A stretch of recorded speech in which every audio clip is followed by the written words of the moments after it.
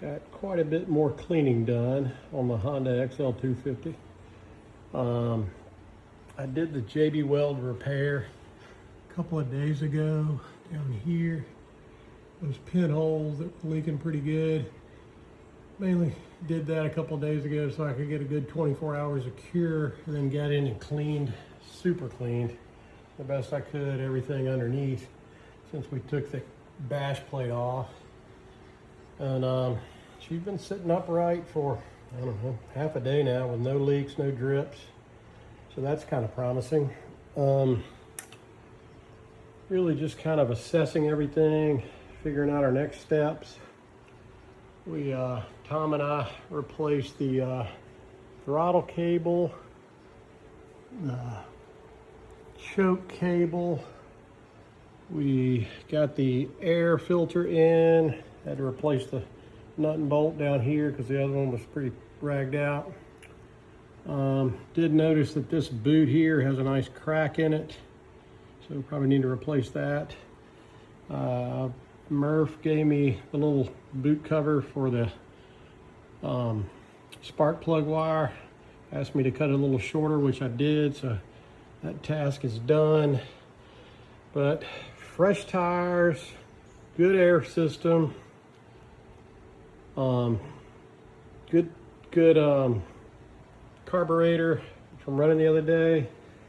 I also took the tank and did a vinegar wash all on the inside a couple of times.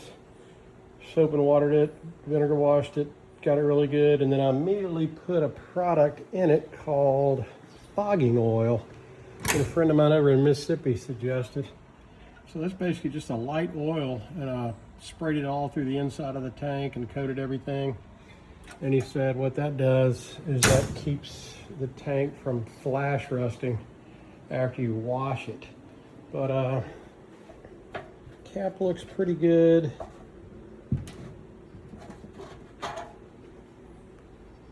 Wish I could get some light down in there. Let me see if I got a flashlight. There she is up on the stand, kind of rambling around. Sorry for all the chaotic filming.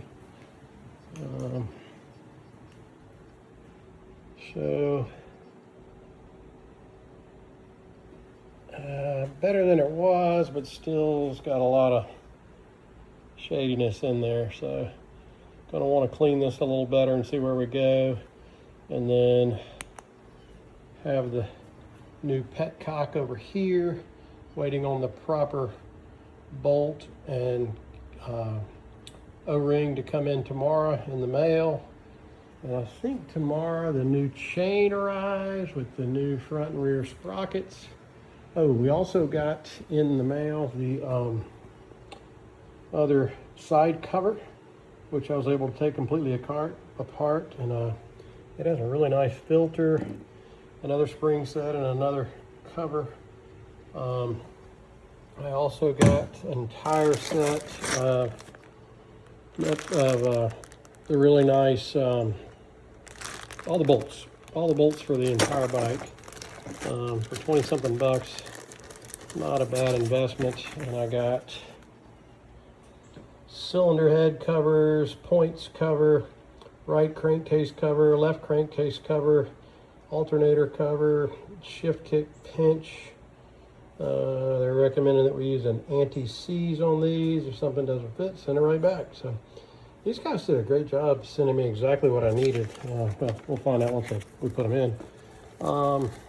Also on the project list is this new swing arm, which is pretty bad to the bone, along with all the bushings, nuts and bolts to put that in, and then all these cases and plasticware to go in, and then somewhere in here I got a replacement front axle, since the other one is seized up. I mean, it spins, don't get me wrong, but we can't get it out of the tire or the wheel. So that's kind of on our list. Got a couple of backup tanks for parts that the petcocks are just completely unable to remove and kind of useless.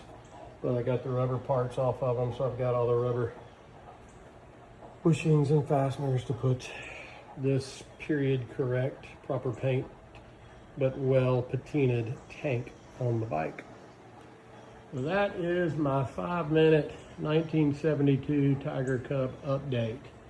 I want to give a shout out to Maurice. Maurice, my buddy over in Mobile, challenged me, said, dude, if we're going to get a bike, let's get something so we both have the same bike. Let's get something that's cool and we can have fun with. And he had one of these Honda XL250s, so he kind of put the search out to find me one. And we got this from a guy called Around the World Doug. He met me at Barber and got the bike and helped me find that period correct tank. And I mean, it came with everything. He wasn't kidding. It came with all the right parts. Only big concerns, which I'm seeming to go after, is it's just those holes in the side case, which you wouldn't have known. And then there's this big, massive chunk taken out of the swing arm back there. Let me see if I can get in there where you can see it. I mean, it looks like, well, either or. It's down in there, and it ain't pretty. And then something happened with this chain guard. Something pretty violent. I'm not sure, but it doesn't look like I'd want to be riding it when that happened. But this is the Honda XL250, 1972. Oh, the other thing we're trying to get is replace these keyed ignition. There's a key ignition here. It works, but the key won't stay in it because somebody used a screwdriver on it about 1,000 times. And then this little lock up here, which locks the steering column, not a big deal to replace that. But the same key that fits that ignition also fits this little doodally back here to lock your seat. So, I don't know. She's got a new 6-volt battery in it, fresh carburetor, clean air system. Lots of things done to this bike. So my 5-minute update has now become a 7-minute update. Sorry about that, everybody. But I appreciate everyone helping me. Maurice, Tom, Kyler, George, you guys have all been a blessing to me. I appreciate your friendship, and I appreciate you being brothers in the bike world. Have a great day. Make it on.